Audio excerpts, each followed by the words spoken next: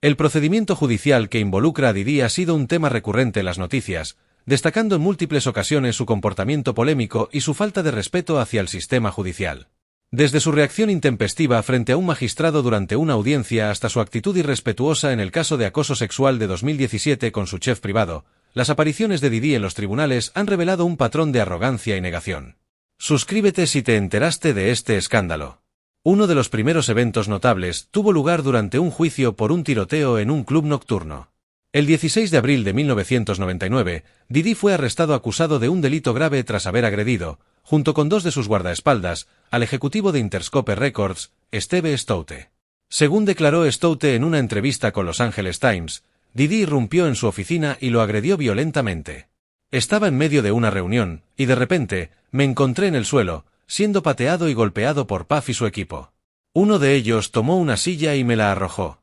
Después, Puff volteó mi mesa y se marcharon como si nada hubiera pasado, relató Stoute.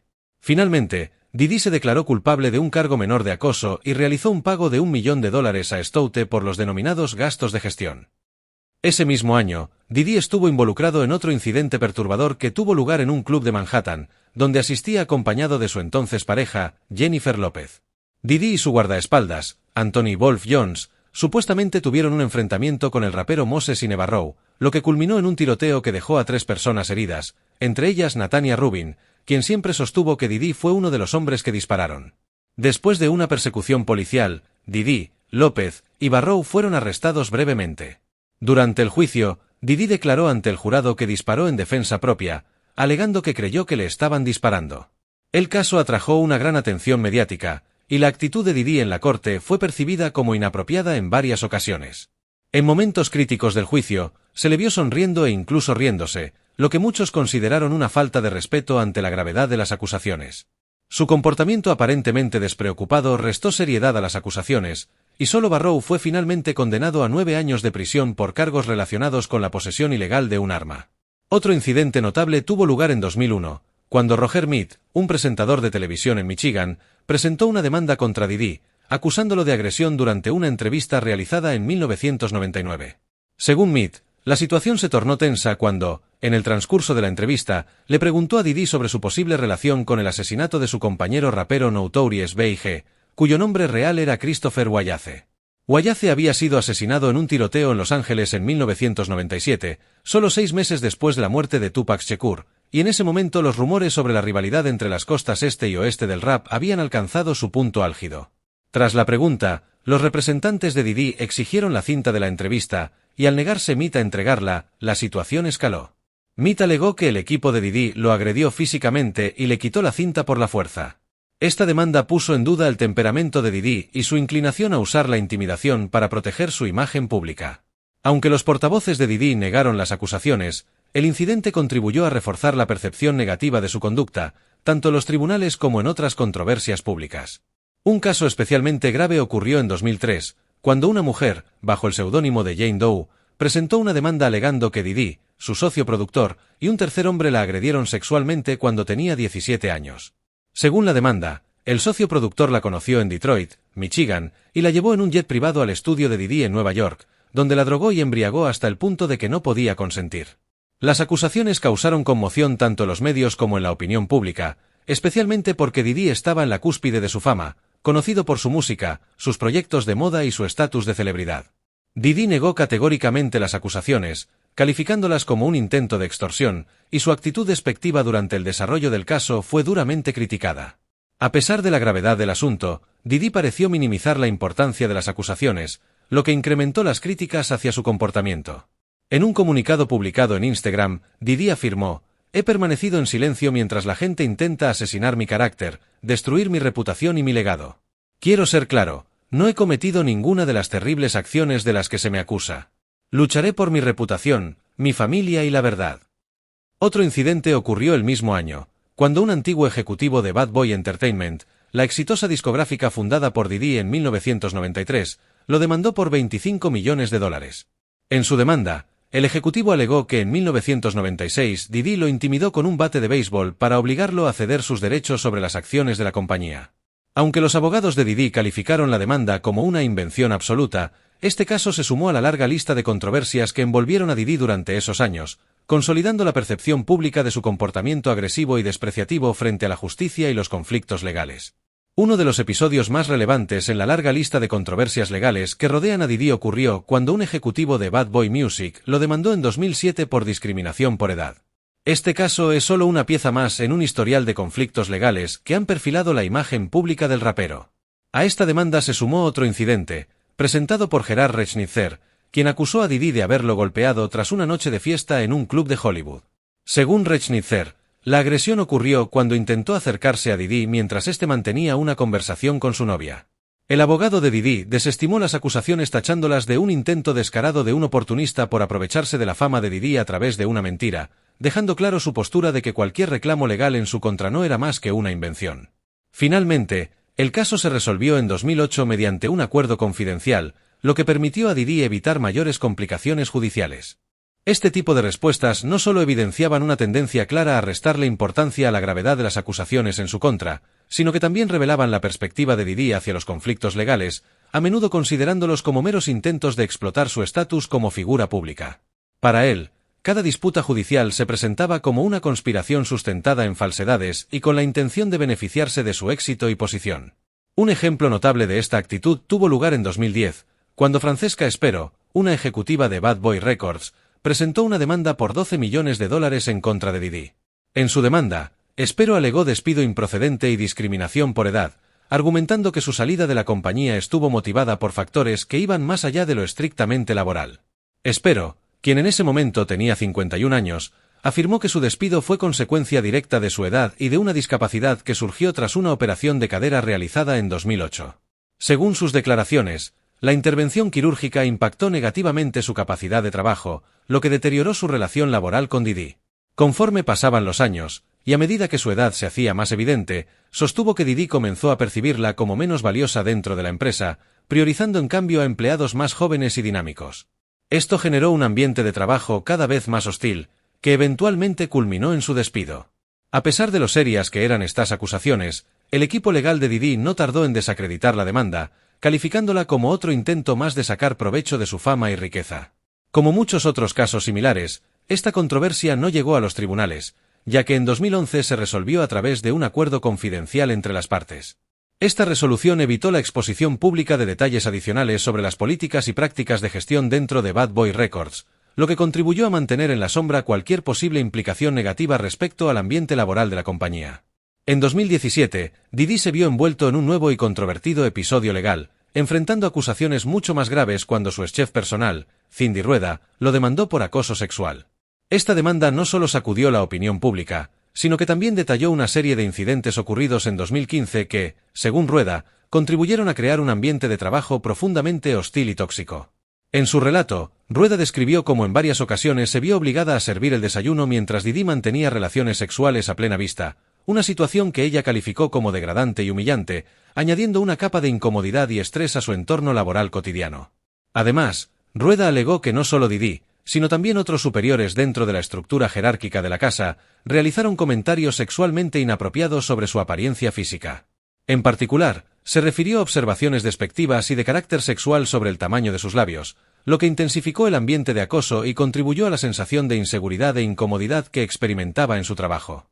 Estas situaciones fueron, en su conjunto, elementos clave en su decisión de llevar el asunto a los tribunales. La demanda también incluyó reclamaciones relacionadas con condiciones laborales injustas, destacando la falta de compensación adecuada por las horas extras que trabajaba, las cuales, según Rueda, nunca fueron debidamente remuneradas. Esta combinación de factores, el acoso sexual, los comentarios inadecuados y las condiciones de trabajo abusivas, motivó a Rueda a tomar acciones legales, con el objetivo de obtener justicia por el trato que consideraba inaceptable. Como era de esperarse, la reacción del equipo legal de Didi fue consistente con su estrategia habitual de defensa, negar rotundamente las acusaciones y minimizar la gravedad de los hechos. Sostuvieron que la denuncia no era más que otro intento de aprovecharse de la fama y fortuna de Didi, sugiriendo que las motivaciones de Rueda eran meramente económicas. Esta táctica ya había sido utilizada en múltiples ocasiones previas, en las que los abogados de Didi retrataban a los demandantes como personas oportunistas que buscaban enriquecerse a costa de su imagen y éxito. Finalmente, este caso, al igual que otros enfrentamientos legales de Didi, no llegó a juicio público, ya que en 2019 se resolvió mediante un acuerdo confidencial. Este acuerdo evitó que se ventilaran en los medios más detalles sobre las dinámicas de poder y acoso dentro del círculo cercano de Didí, lo que permitió al artista preservar su privacidad y continuar con su carrera, mientras las verdaderas dimensiones del caso permanecían fuera del escrutinio público. Otro caso que subraya la complejidad legal que rodea a Didí fue la demanda explosiva presentada en 2023 por su exnovia, Cassandra Cassie Ventura, quien lo acusó de violación, trata sexual y abuso físico. Cassie alegó que durante los años que mantuvo una relación con Didí, estuvo atrapada en un ciclo de abuso que incluyó un episodio de violación en 2018, cuando intentó dejarlo. Además, detalló otros momentos de abuso físico, como un altercado en 2016 donde, según su relato, Didí la golpeó en la cara, causándole un ojo morado, lo que la obligó a ocultarse durante días.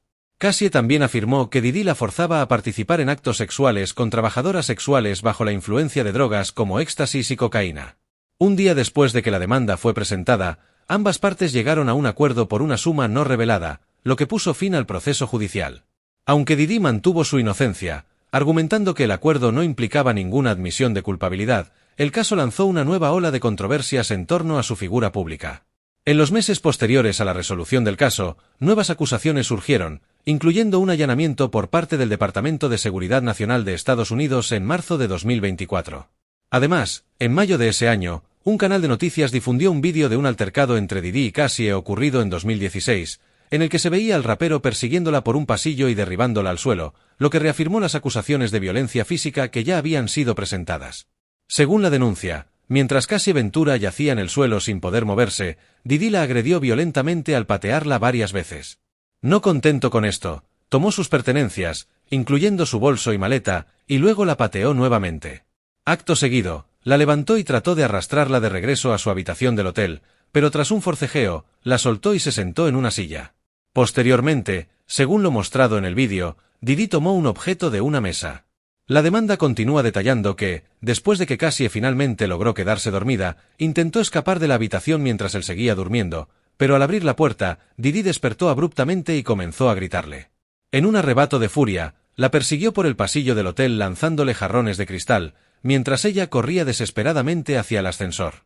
Según la demanda, Cassie logró tomar un taxi en su huida, pero tras reflexionar, temió que su escape solo empeorara la ira de Didí, por lo que decidió regresar al hotel para disculparse. La denuncia también indica que Didí pagó una cantidad de $100,000 al hotel para cubrir los daños causados por la pelea, incluida la compensación por las cámaras de seguridad que grabaron el incidente. No obstante, este no fue el único episodio que involucró acusaciones graves en contra del rapero Didí. Apenas una semana después de alcanzar un acuerdo en un caso de violación, se vieron nuevas denuncias en su contra por agresión sexual. En esta ocasión, dos mujeres, en casos separados, decidieron presentar demandas que detallaban situaciones impactantes y profundamente perturbadoras. La primera de estas demandantes, que fue identificada como Jane Doe, acusó a Didí y a su colaborador Aaron Hall de haberla violado a ella y a una amiga en un periodo comprendido entre 1990 y 1991, tras conocerse en un evento social. En su relato, Jane expuso que ambas mujeres fueron sometidas a coerción y forzadas a tener relaciones sexuales con Didí en condiciones que claramente comprometían su consentimiento. La situación escaló aún más cuando, según su versión de los hechos, Jane intentó descansar en una cama, momento en el cual Didí agredió sexualmente a su amiga, lo que añade una capa adicional de gravedad a las acusaciones. Jane Doe también recordó cómo logró escapar del apartamento donde ocurrió el asalto, sintiéndose aterrorizada y vulnerada. Sin embargo, el trauma no terminó ahí. Días después de estos eventos, Didí se presentó en la casa que compartía con su amiga y la atacó nuevamente. Durante este violento encuentro, ella relató que Didí la estranguló hasta dejarla inconsciente, un acto que subraya la naturaleza violenta y agresiva de sus acciones. Este ataque no solo resaltó la gravedad de las acusaciones de Jane, sino que también puso de manifiesto una posible patrón de comportamiento del rapero, evidenciando un uso indebido de su poder y estatus. Las implicaciones de estas denuncias son de una magnitud significativa, no solo en términos legales, sino también en el contexto social y cultural en el que se desarrollan. En un momento donde el movimiento Almohadilla Metoo había comenzado a ganar terreno, estas acusaciones resonaron profundamente, generando un intenso debate sobre el abuso de poder y la violencia de género en la industria del entretenimiento. Las historias de Jane Doe y otras mujeres que han denunciado comportamientos similares exigen un examen minucioso de la cultura que ha permitido que tales abusos prosperen. Otro caso notable fue el presentado por Joy Dickerson Nall, quien demandó a Didí alegando que en 1991, mientras era estudiante universitaria, fue drogada y agredida sexualmente por él. Nall relató que Didi la drogó intencionadamente durante una cena y la presionó para que fumara. Al estar bajo los efectos de la droga, afirmó no haber podido defenderse ni evitar el abuso. Aunque no denunció los hechos de inmediato, tiempo después presentó quejas ante las autoridades en Nueva York y Nueva Jersey. Sin embargo, su demanda también reveló que varios testigos del incidente temían represalias por parte de Didi, lo que complicó la corroboración de los hechos. Ambas demandas fueron presentadas bajo el amparo de la Ley de Supervivientes Adultos de Nueva York de 2022, que permite a las víctimas presentar denuncias por agresiones sexuales pasadas dentro de un plazo de un año. El historial de acusaciones no termina ahí. Un productor musical, quien trabajó con Didi en su álbum Album of the Grid, también lo demandó por actividades ilícitas, incluyendo agresión sexual. Este productor, identificado como Jones, sostuvo que colaboró con Didi entre septiembre de 2022 y noviembre de 2023, pero que no recibió ningún pago durante los 13 meses de trabajo. Jones está demandando $30 millones y un juicio conjurado, en una querella que incluye relatos y pruebas de que Didi le presentó al actor Cuba Gooding Jr., quien supuestamente lo manoseó en un yate. Además, Jones aseguró que Didi lo forzó a ver su cuerpo desnudo y lo presionó para participar en actos sexuales con trabajadoras sexuales. Según Jones, durante este tiempo también fue víctima de tocamientos no deseados por parte de Didi. En respuesta, el abogado de Didi calificó a Jones de mentiroso, afirmando que sus alegatos eran un intento de acaparar titulares y obtener dinero de forma inmerecida. Añadió que poseían pruebas irrefutables de que las acusaciones eran falsas, pero que los intentos de compartirlas con el abogado de Jones habían sido ignorados. El equipo legal de Didi aseguró que lucharía en los tribunales para limpiar su nombre. En cuanto a la redada realizada en marzo de 2024, las autoridades del Departamento de Seguridad Nacional llevaron a cabo un allanamiento simultáneo en las residencias de Didi en Los Ángeles y Miami. Estas redadas ocurrieron mientras Didi enfrentaba múltiples demandas civiles por abusos que se remontan a más de 30 años. Los fiscales lo acusan de haber utilizado su imperio musical como fachada para el tráfico sexual y el abuso de mujeres, a quienes prometía relaciones románticas antes de coaccionarlas a participar en actos sexuales. Durante los operativos, las autoridades confiscaron armas y teléfonos pertenecientes a Didi y a sus hijos, quienes fueron esposados. No obstante, el abogado de Didi denunció el uso excesivo de la fuerza por parte de las autoridades y reiteró la inocencia de su cliente. Aaron Dere, uno de los representantes legales de Didi, declaró que su cliente nunca fue arrestado y que cooperó plenamente con las autoridades. A pesar de los rumores, ni Didi ni su familia han sido detenidos ni se les ha impedido viajar. Dere concluyó afirmando que Didi es inocente y que lucharía incansablemente por limpiar su reputación. Por otro lado, Rubén, una de las víctimas, mencionó que enterarse de la redada fue un momento catártico para él, ya que sintió que finalmente se haría justicia. Afirmó que en la sociedad se tiende a priorizar el poder y la fama, lo que suele llevar a que personas como Didi sean creídas más que sus víctimas. Finalmente, Didi también enfrenta una demanda de $100 millones por una presunta agresión sexual cometida en 1997 en una fiesta en Detroit. Cardell Smith, quien actualmente cumple condena en prisión por delitos sexuales, presentó una demanda civil alegando que Didi lo drogó y agredió durante dicho evento. Según Smith, tras aceptar una bebida, perdió la consciencia y al despertar, vio a Didi manteniendo relaciones sexuales con otra mujer. El rapero le habría dicho, «Yo también te hice esto». Sin embargo, el abogado de Didi, Mark Agnillo, negó cualquier conocimiento de Smith y describió al demandante como un delincuente convicto con un historial de 14 cargos por agresión sexual y secuestro.